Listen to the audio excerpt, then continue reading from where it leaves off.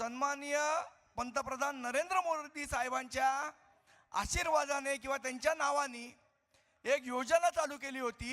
सगळ्या फेरीवाल्यांना सरसकट, निवडणुकीच्या आधीची गोष्ट सांगतोय तुम्हाला, सरसकट सगळ्यांना 15-15 हजार रुपये फेरीवाल्यांना दिले.